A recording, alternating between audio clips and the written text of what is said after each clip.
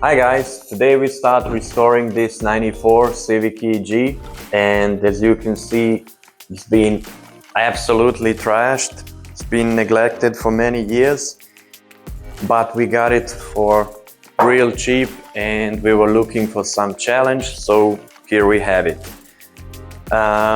This whole channel is all about restoring JDM-Icons like this and saving them from the scrapyard.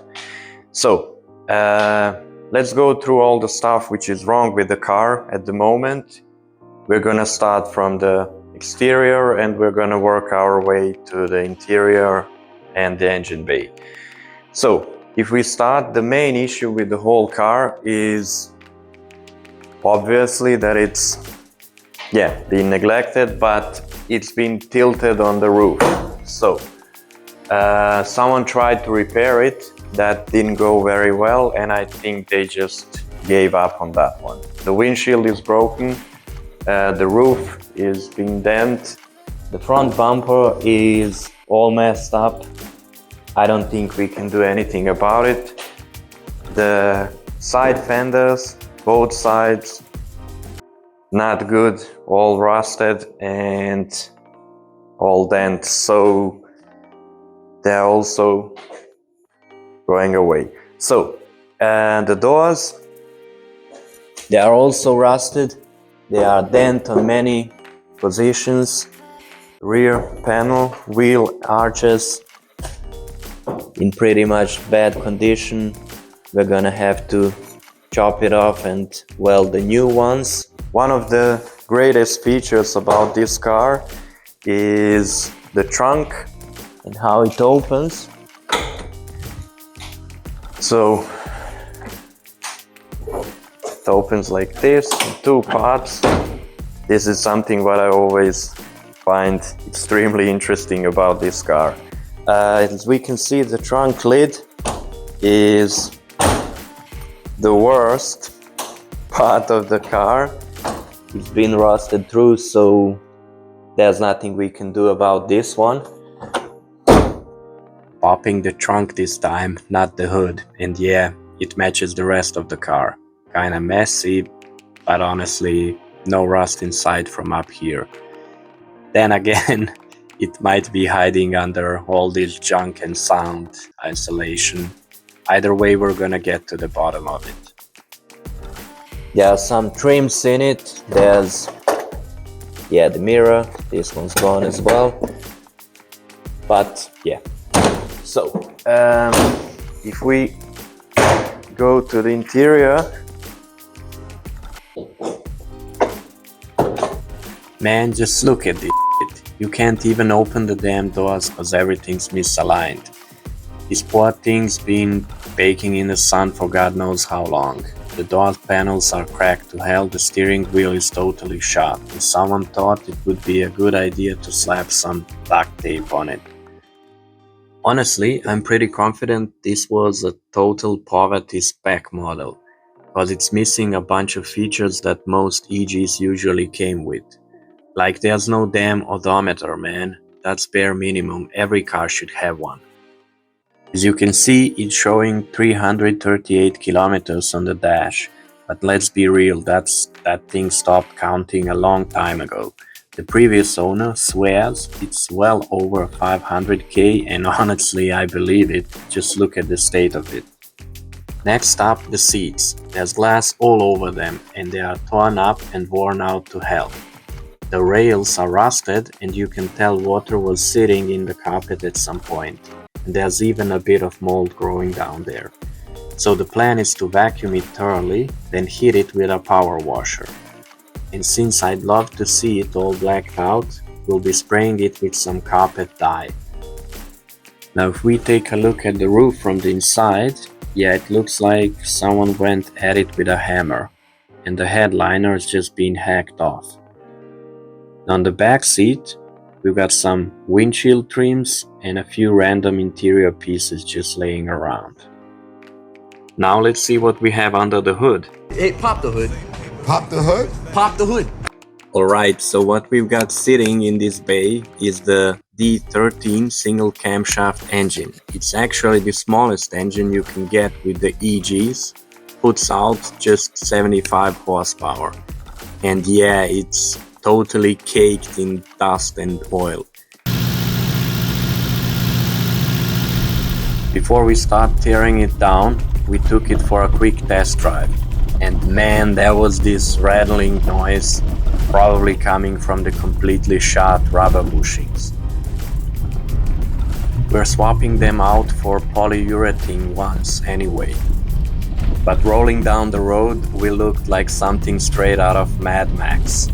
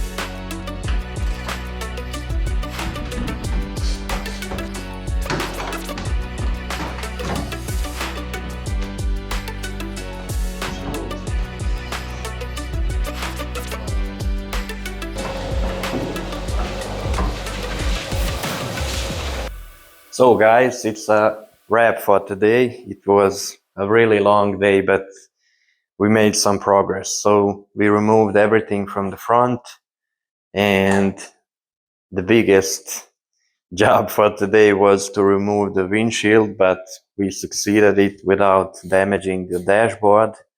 That was very important.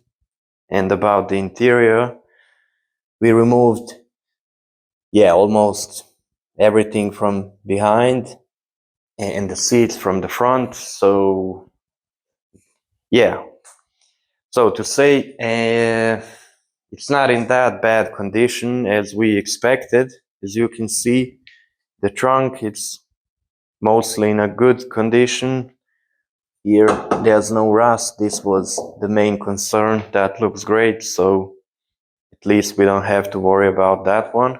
But the side rockers, they are really as expected. So luckily we already bought the new rockers, so we're gonna take them, so chop them away. We're gonna weld the new ones, the wheel arches also, and so that's it for today. Tomorrow we continue working on it.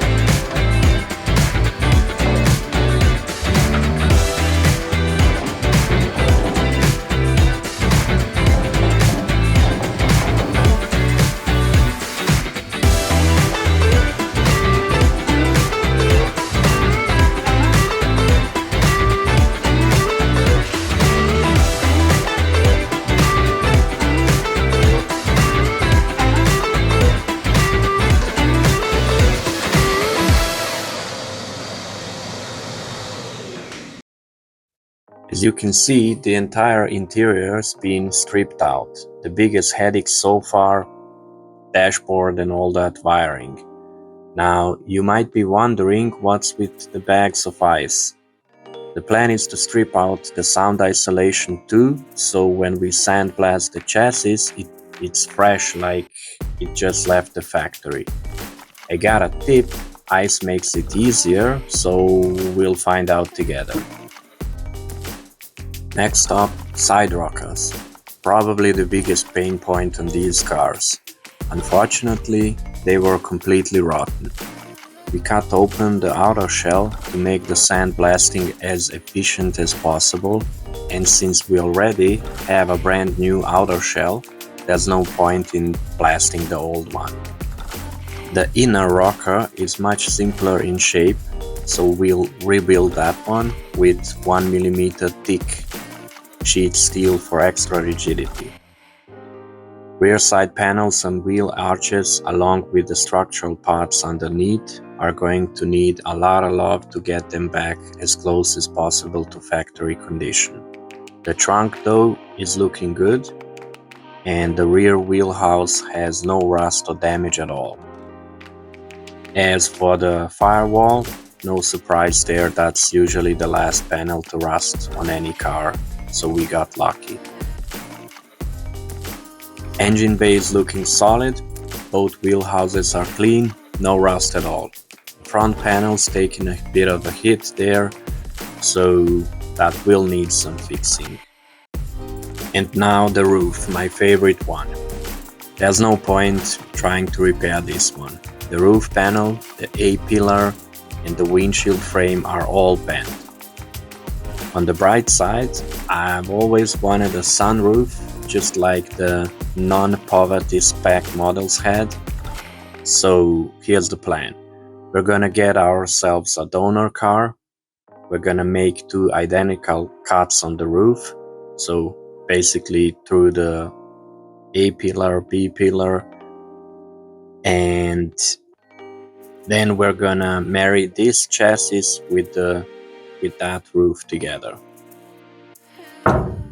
So the trick with ice and sound isolation did not really went as planned. I mean, probably I did something wrong, but the guy that I watched it on YouTube, there it was peeling off like crazy, but here that's really not the case. So we're gonna have to do it, with muscles. There's no other way. We need to remove this in order to find out how bad the condition of the floor here is.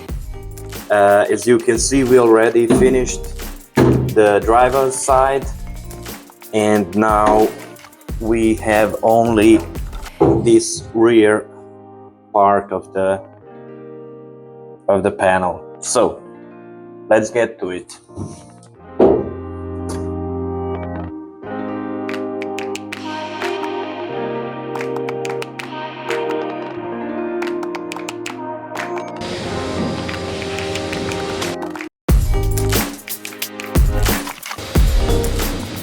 So, it took me about an hour to remove all the isolation from this panel here. Now it looks much better. So, now I'm gonna have to remove this one here, because as you can see there's some mold in it and I don't know how it looks from beneath. So there's that one, and here's this one, and after we do that, that's it. Then the guy is coming to pick it up and he's gonna take it to sandblasting. So let's get to it.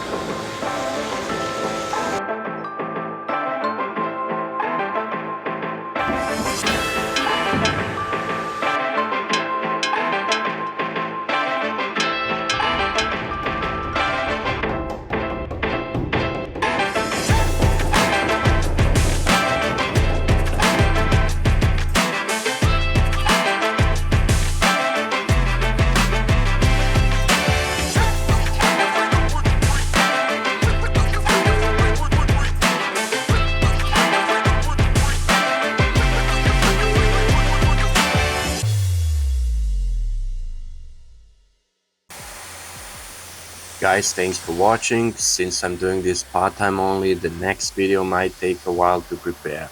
But if you enjoyed this one, you're gonna love what's coming up. So hit that subscribe button so you don't miss it.